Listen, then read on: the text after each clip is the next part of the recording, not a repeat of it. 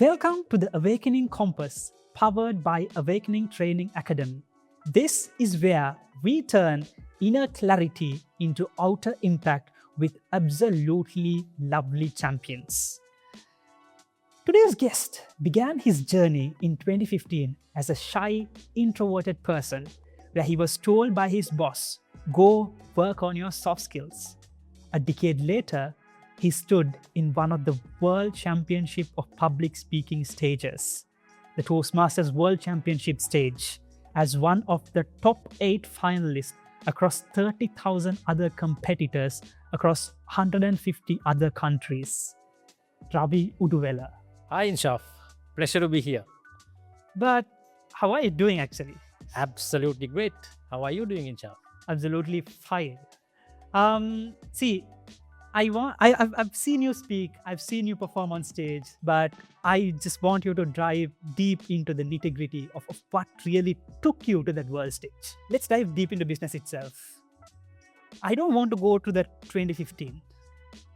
I want to go deep down. Where did this all really begin? It's a long story, Inshaf. If you were to talk about 2015, that was a turning point in my life, in my career. But there's a bit of context to that, right? I started working here in Sri Lanka at Nestle Sri Lanka. By that time, I had done my degree, had a professional qualification, had done my MBA, and I thought my career was set to fly. And after a few years, after about 6-7 years, my boss one Monday morning came to me and said, "Probably there's this overseas opportunity in Nestle India, which is like the regional hub for Nestle in the South Asia region." And he asked me whether I would like to take it. So I was okay. I was okay. I packed my bags, took a flight across the ocean. As I said, my career was set to fly, right? So landed in New Delhi, new country, new culture, new set of people. Was settling in quite all right until the first performance evaluation. You've been part of performance evaluations. You know how it goes, right? So in that performance evaluation, my boss said, "You've been sent from Sri Lanka. You're doing quite okay. But there was one problem." He said, "Ravi, you're not visible enough." Okay. And I didn't know what that meant. It's the first time I heard this corporate buzzword called visibility. Okay. And when I asked him, "So what do you mean?" That is when he said, "Okay, you're always behind the laptop. You're good with the analysis. You're good with the numbers. But when it comes to mingling with others, networking with the others, you're not quite up there. At meetings, you're quite silent. You don't put your hand up, ask questions. Your presentations, I know you have the knowledge, but your presentations are not impactful enough, not persuasive enough. Hence, you're not able to influence decisions." And being in India meant that I had to manage stakeholders across the region. In India, Sri Lanka, Bangladesh, Bhutan, Nepal. And he said, "Your stakeholder management skills weren't up to the mark. And because of that, you're not very visible enough. And if you don't fix this, you might not have a chance to climb up the corporate ladder." Now, that was a bitter pill to swallow. Because all this while I was under the impression that get qualified and you're sorted. Because that is what our parents, our teachers told when you were growing up, right? Correct. And here I was in India asking myself, what am I doing here? What am I doing in India? Right? Small fish in a large pond, invisible. And yeah, that was a tough time. And I took that feedback, but I really didn't know what to do. So that was 2015 for me. Right. And a lot changed after that, which we'll discuss along the way. Sure. So that was 2015. Yeah. I really understand that situation. I've been at performance evaluations. I really know how hard it is to swallow certain pills at that particular table when you are sitting right next to your boss, right? But what was that changing moment? What did really change back then to Ravi Uduwela right now? So what happened was, so I went through that performance evaluation, didn't know what to do. And there was this another Sri Lankan colleague who was working in Nestle India. Right. And one chilly Indian morning, right? In December, we have the Indian winters. We happened to be at a cafe. We met up for a cup of coffee. So my colleague was seated. I went to the counter, got 2 cups of coffee. I was carrying it on a tray. And as I approached my colleague, I saw something absolutely strange. Okay. I saw him speaking to himself. Okay. Now, have you seen someone speaking to himself or herself? Barely. Sometimes, right? And what would you think? So I thought, has he lost his mind? As he's very weird, right? There was no one to his right, no one to his left, and he was just going on and on and on. So I kept the 2 cups of coffee and I asked him, what's up? Who are you speaking to? And that is when he said he was a Toastmaster, a public speaker. He had a speech coming up the week after, and he was just rehearsing it in his mind. So I thought, wow, I should go and see him speak at this Toastmasters club.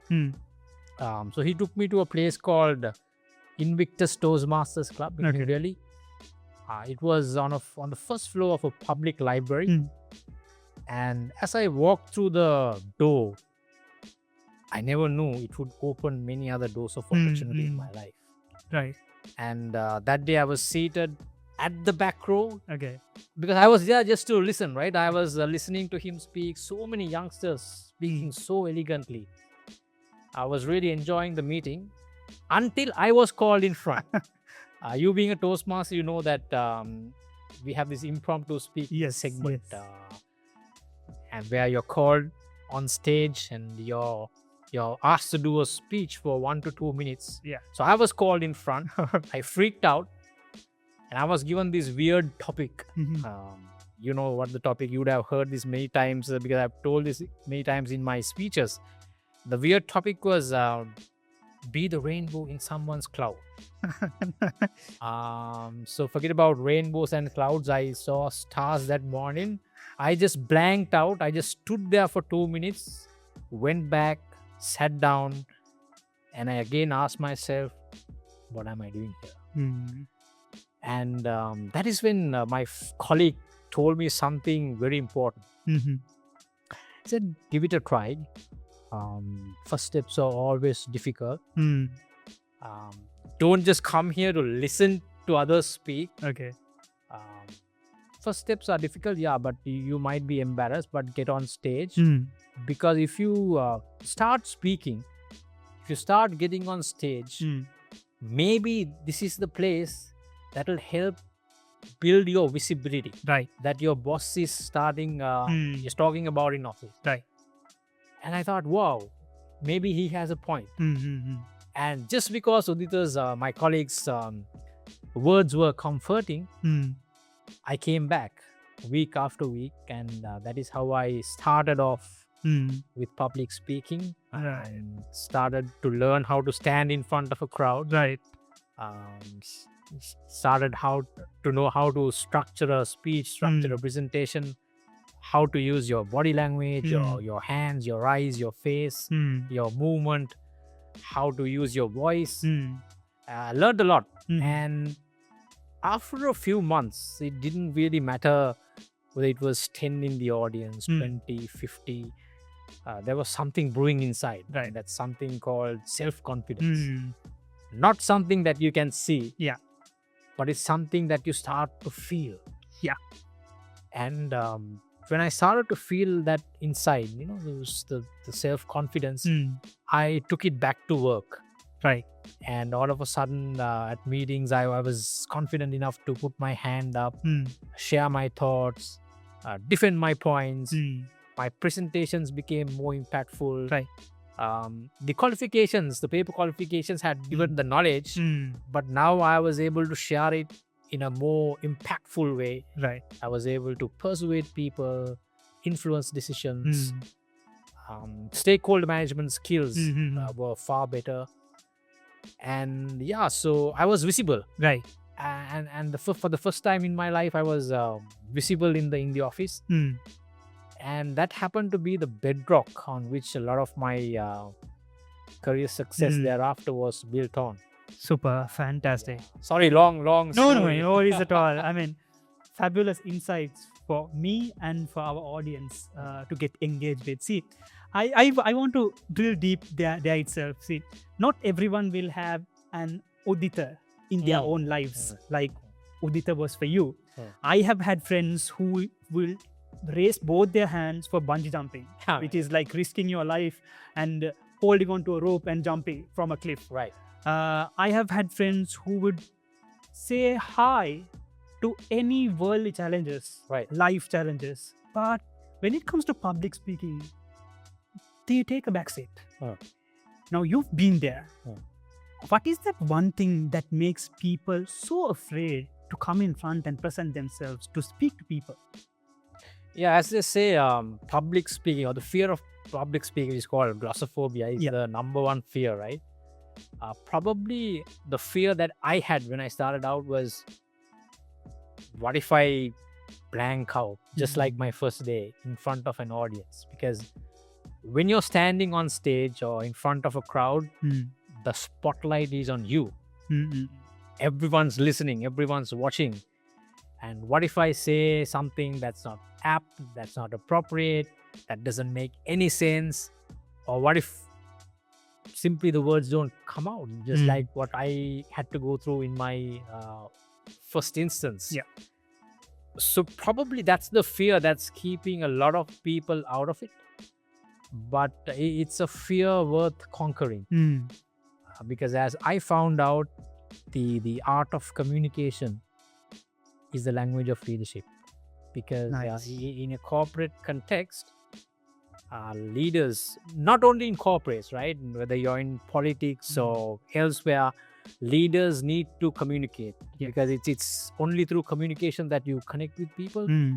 And when you're able to connect with people, you're able to inspire them, influence them, persuade them, motivate them, which are all essential ingredients of being a leader.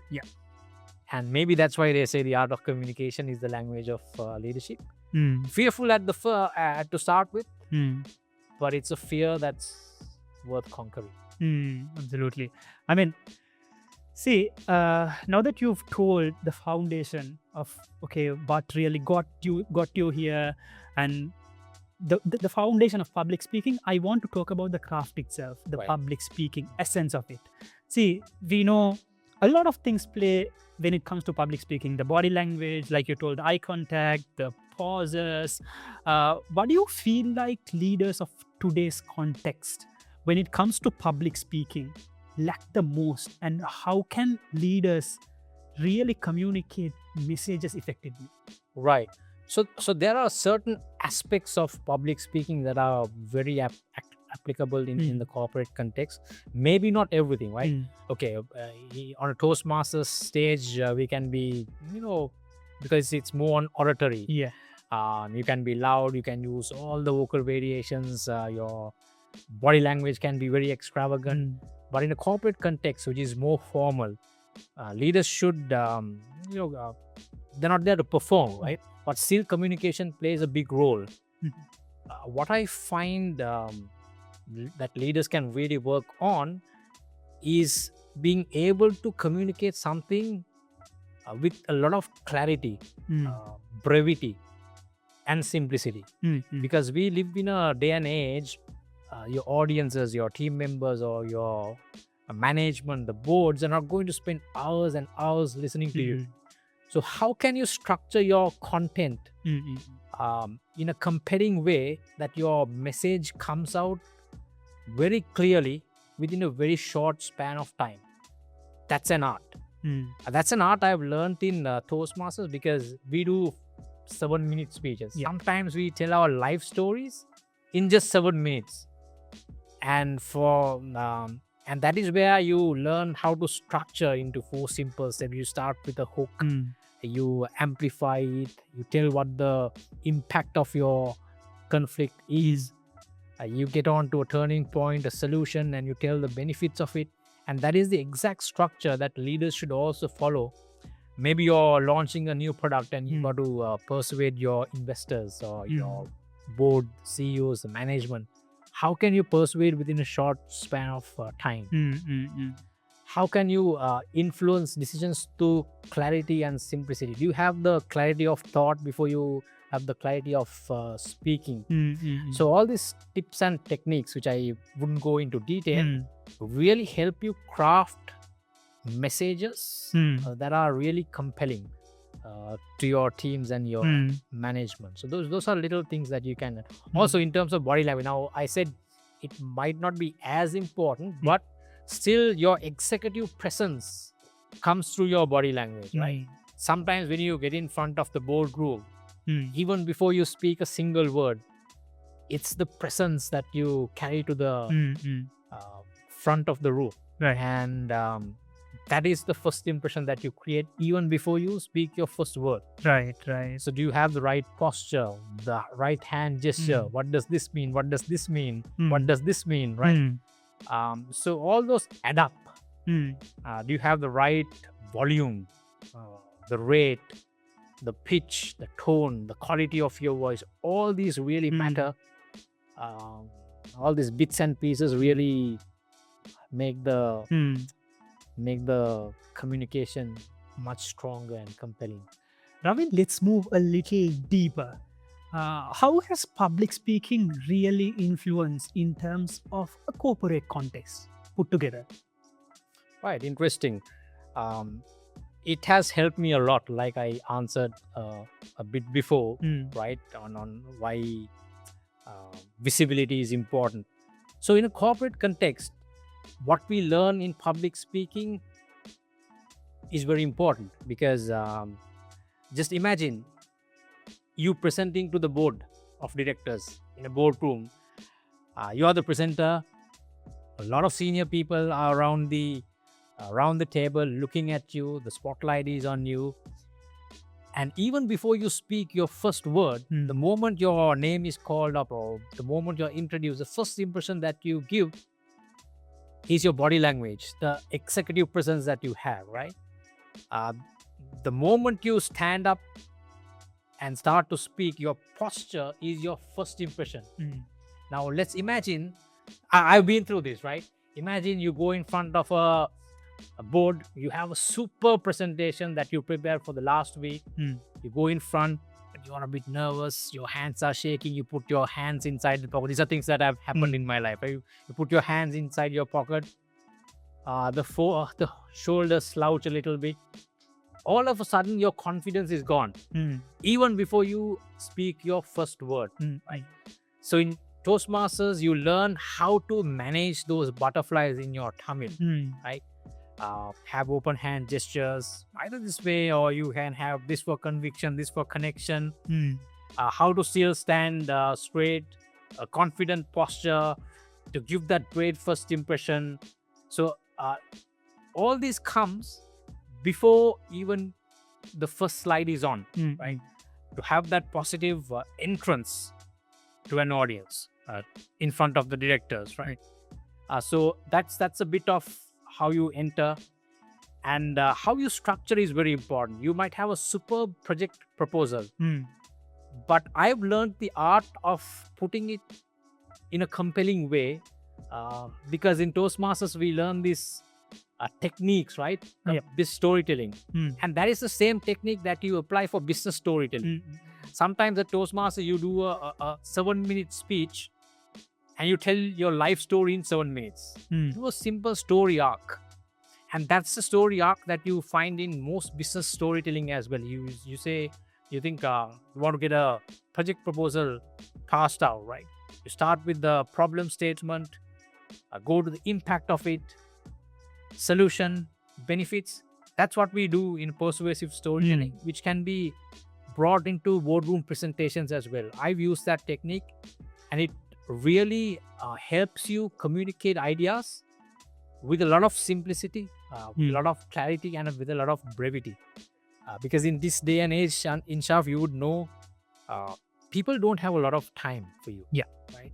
and hence your messages should be concise and should be compelling, and that is where the arc really matters. So yeah, you tend to take a lot from Toastmasters into the corporate setting. It really helps you deliver compelling messages. That really helps you do well in your corporate life. Communication and leadership, which has really helped me. Right. Because before Toastmasters, I was an assistant manager. And to go through the ladder of being a manager, senior manager, general manager, and now in a C-suite, communication has played a big role. Fantastic conversation so far, Ravi. I just want to dive more deeper. Now, there are different types of leadership styles, right? But I mean, persuasive leadership, you communicate in a different way at different instances. There are different styles to match different people, different situations, right? In your point of view, what do you feel the difference between coaching someone's speech in Toastmasters and coaching someone's confidence?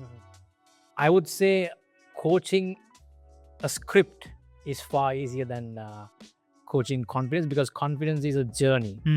It's not something that can be taught or coached overnight. So in terms of coaching a script, whether it's a speech or a keynote or a presentation, one of the first questions that I ask is, what's the purpose of this speech? Is it an informative speech? Is it for entertainment, or is it for persuasion? Because how you structure each of these is very different. And if you don't know the purpose, that's not a good starting point to be in. If it's an informative speech, then you got to bombard with the facts and the figures one after another, because the purpose is, dishing out information. But if it's persuasion, then dishing out information alone is not sufficient. You got to condense that into a message and influence the audience to take action. So the purpose matters. So understanding that really helps. And as I told you before, if it's persuasion, which is the case in many of the speeches that we do, right?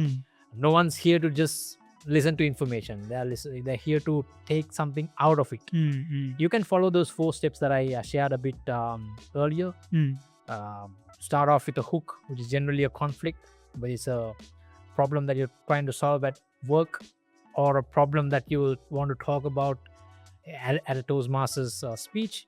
Start off with a conflict, you kind of escalate it, because the more you escalate, the more compelling it becomes. Right? Then you talk about the impact. Now, this is where you connect with people.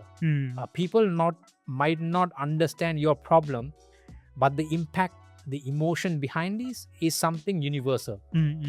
And the more universal it is, and the more generic you become, that is where you connect with people. And that is where talking about the impact becomes very important. So once you told the impact, it's about talking about the turning point or the change. And if you really want to sell the change, sell the benefits. People are not going to buy into the change that you propose, but if you can sell the benefits of it to them, they'll buy it. So that's the arc of a good persuasive story. That's not only relevant to the speeches or the storytelling that we do at a club, but it's an arc that is useful in a corporate context as well. So that's a bit about coaching a script and certain things that I look at. But there are other elements that really add icing to the cake, right? It could be your delivery. What's the voice that you got to have in certain moments of your speech? How do you add some humor? Because you might be having serious content, but you need to give that humorous relief to the audience so that they have a light moment, they laugh, and the moment you give that humorous relief, they are again tuned in to carry on with the serious content that you have. So these are some add-ons that you can really bring in to make the script more effective and impactful. But to answer your second point, which is the tougher part, coaching confidence. it's something that doesn't happen overnight. It's something that happens over time. Yes. Now, having been on stage, being a public speaker for 8-10 years, the confidence is much higher because every time you step onto a stage, you know that you've been here before. You've done that before. Yeah. You've experienced failure before. You've gone through a journey. And even if you have a fall on stage, even if your mic doesn't work, even if the lights go off, somewhere deep inside, you know, you've been there before, and hence you're more confident. So confidence is something that comes through a journey. It's not very easy to coach. It's something that you discover, and it's something that you feel within. Might not be coachable per se, but when you're in a journey, when you're consistent, when you go through failure, when you lose, when you have those exposure, the experience, that is the package, that's the journey that gives you that confidence. That's how I can answer that. Super, rightly told. I mean, I still remember the last district finals.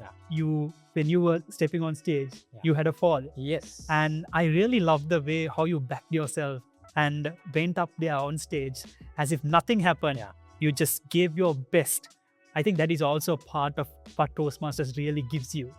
The moment you fall, it also gives you that arms, the wings. You've fallen, now it's time to rise. Absolutely. So this time it was a fall, but there have been many times that the clip-on mic didn't work, or the mic was hooting at you, right? Sometimes the lights go off. Sometimes there's so much of external noise, and it's disturbing your flow of thoughts. So that's where I think experience matters, and having gone through those falls gives you the confidence. Okay, this might happen, but you can still pull it off. And in many journeys, there are always falls before the rise. How you really relate all these essence into corporate sector. Like, for an example, you might not have the same day in the corporate sector for an year. Have ups and downs. Correct. This is how you back yourself up, right? Superbly told. Absolutely. I mean, in most journeys, you spend most time losing and learning. Same goes in corporate life, right? There have been many moments that you haven't gone through the interview. You were selected, you were rejected, and you know what it's like to be rejected, right? And there would have been moments that your presentation didn't go well, wasn't accepted. You had a point which wasn't bought in. You didn't get the promotion that you deserve. So in any journey, you have to go through those moments that you feel you lost it. You had those falls. But one thing I've learned is that if you want to win, don't be afraid to lose. Super. That's something that I learned in my speaking journey as well. During the very first years, I took part in competition knowing that I would lose. Because there were so many good speakers, and I knew that I would never get past them. But that is when I learned this. If you want to win, don't be afraid to lose, because the fear of failure is something that prevents you from trying. And unless you try, unless you start out, just remember that first step that my colleague told. Unless you take that first step, you would never know where what you missed, basically. Correct. So it's okay to lose. Every loss teaches you something. You come back stronger. You come back with that experience. And every time you get back up, you're much stronger. Correct. You're at a much stronger footing. With the experience. Absolutely. You might lose again, but you come back again with that experience. You're much more stronger. And that's why I think they say failures are the pillars of success. Correct. End of the day, it's about the journey. It's about the process that takes you to that pinnacle.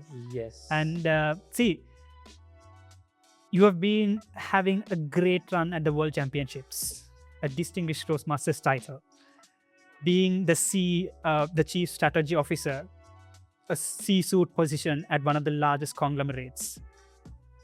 Life comes with choices. in economics you call it the opportunity cost, right? What have you got to tell yes to all of these titles? Right. So you're basically asking about how you manage your time Yeah. Effectively, right? So I think it's not about managing time, it's about managing yourself. So under pressure situations, when the stakes are high, there's a lot to do, I make more time for myself. It could be that 1 hour that you wake up early in the morning. There are many days I wake up 4 or 4:30. That hour is so blissful. No noise at home, no noise in the neighborhood. It's all you. Your entire focus is on what you want to do, and that's how you make time for yourself. That hour is sometimes more effective and efficient than the 3 hours that you spend late night. So morning hours work for me. Maybe the night works for you. It depends. But it's a matter of choosing what works for you, knowing what works for you, and then finding that time. And the other beauty is that if you're passionate about something, then you don't feel stressed out. Correct. Maybe you're preparing for a high stakes presentation at office. Maybe you're getting ready for an investor call. High stakes, but if you love what you're doing, then you don't feel that stress. You're okay to put in that time. And after that event or after that presentation, you feel, oh, that time was worth it. Yeah. It was really worth it. So it's about finding that right blend and right balance. So I felt like life comes with a lot of priorities. It's about setting your priorities right from the conversation that what I understood from what you told, right? Looking back, I just have one more other question. Looking back at your journey, I mean, for the very outset, it's very beautiful. But you walked us through what a lot of difficulties, what a lot of no's, and what a lot of yeses you had to tell to what you are today. If you were to go back in time, what would you have done differently? Just in case if you were to come back into this Ravi Uduwela right now. Yeah, so very interesting because you always connect the dots looking back, right? So I spoke a lot about 2015. Yeah. That bitter pill that I had to swallow. Looking back, I think if that happened a bit earlier, because I was in my early 30s back then. Right. What if it happened maybe in my early 20s? Probably I would have been a decade ahead. You never know. Or probably I would have quit certain things that I'm doing right now because certain things would have happened much earlier. So yeah, I mean, there's always the ifs and buts. Yes. But I think the right things sometimes comes at the right time as well. But yes. And also, to talk a bit about the corporate context of the pains that you talk about, there were a lot of moments that I had to step out of the comfort zone. I spoke a bit about waking up early. Yeah. Not comfortable, right? When discomfortable. Being on bed under the blanket, very comfortable. And, waking up early wasn't comfortable. And I spoke about going to India. Family was here, friends were here, networks were here. It was a big leap out of a comfort zone. Taking up public speaking wasn't comfortable. But I think it's finding comfort in the discomfort. Something very important in a corporate context. I remember coming back from India and doing an assignment in a faraway village called Pannala. That gave me a different type of an exposure. So likewise, not everything is rosy. You got to keep stepping out of your comfort zone to find that better version in you. Super. The conversation is going so good so far. I want to dive deep into a topic that has been within my arc that I wanted to really ask from you for a long time. 8 final contestants out of 30,000 people, 150 countries, standing on that world championship stage, I mean, it's a moment. It's absolutely a great moment for all the aspiring public speakers to stand there on that particular stage. What was your feeling right there? Wow. It's a feeling that I find it difficult to put it into words, to be very honest. Standing on that grand stage with those blue curtains behind, the lights on you, a global audience in front of you. So it was a magical moment. It was a moment that I really dreamt of for a long period of time as a public speaker. But it's also a moment that I kind of visualized, running 2 or 3 years before to that actual moment. It's something that continuously ran on my mind. I used to have pictures of those blue curtains hung on my walls, seeing it day in, day out, every morning, every night. And the beauty or the magic of it is when you see something so frequently, it kind of carves into you and it makes you live that moment. And if you dream big and if you keep living it every single day, then it's achievable. That is something that it taught me. And when I actually walked on stage on that day in 2024, just before walking on stage, I remember standing backstage being mic'd up, right? And I was telling myself, wow, this is that place that was on my wall all this while. And it was a place that was, I was there mentally, right, all this while. And here I was physically. So what it tells is, if you really want to be somewhere, be there mentally. Which also means that you got to keep living that dream, whatever dream that means. Maybe you want to be a CEO one day. Maybe you want to be a pilot one day. Whatever dream that you're chasing, just carve it into your mind and live it every single day. It really helps. Super, makes sense. I think you really leaned on to your strengths from your experience to whatever that you have told so far, to public speaking, to analysis, to whatever that you found in yourself. You just capitalized on what you really wanted to.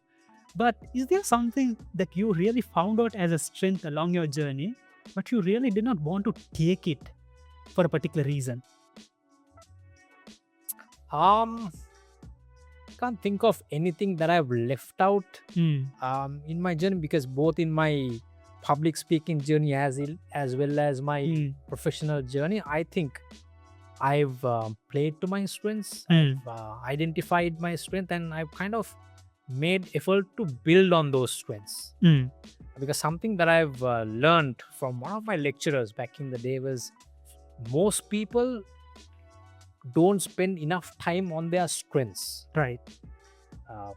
Now, when you take an individual, we don't have a lot of strengths. We might not have a lot of strengths, right? We might have those 1 or 2 key strengths in us. Yeah. But the question to ask is, are we really investing enough time on those strengths? The more you invest, the more you build on those strengths. And it's those strengths that help you stand out.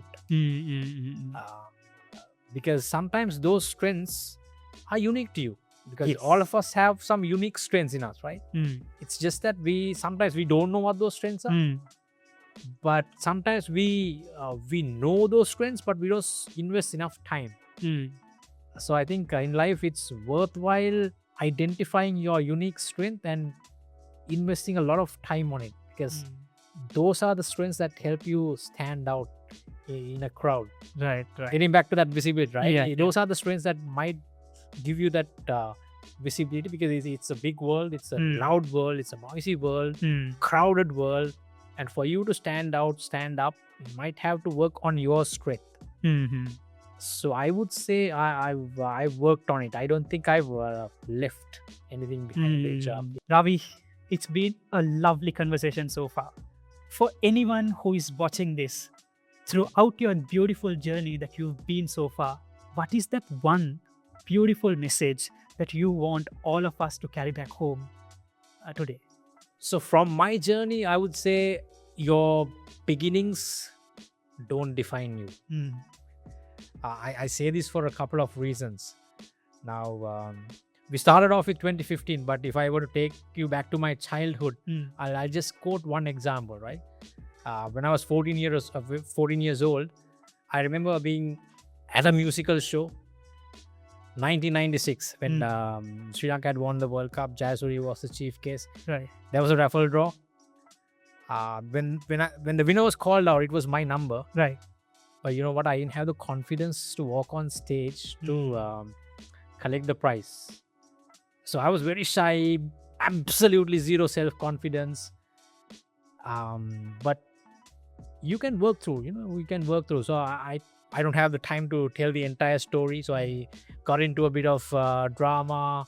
I got a little bit of confidence. Started Toastmasters, as we discussed. So there are a lot of things I did that helped me build that confidence, get rid of shyness, and then finally win both in public speaking and in the corporate world. So your current situation or your beginnings don't really define you. There's always a far bigger version of yourself residing inside. It's often unseen. It's often unheard. And I think our life's purpose must be to really dig deep and see inside what was the strength. We talk about strengths a lot in this program. So dig deep, find it out, and when you discover that magic inside, you become unstoppable. So it doesn't matter whether you're a housewife, whether you're an entrepreneur, whether you're a worker, employee, whoever it is, there's a far bigger version in you, and I hope you discover it and work towards it. Super. Thank you so much, Ravi Uduwela. It was such a lovely conversation, and it was our honor to speak to you, to have this beautiful conversation flowing along. Thank you so much. Feelings are mutual, Inshaf. Absolutely love the conversation, and thank you very much again for having me. Thank you so much. To all the viewers out there, see, this was how champions turned inner clarity into outer impact. We heard from the champion himself. Thank you so much for listening. Until next time, stay safe, but most importantly, stay happy. Thank you.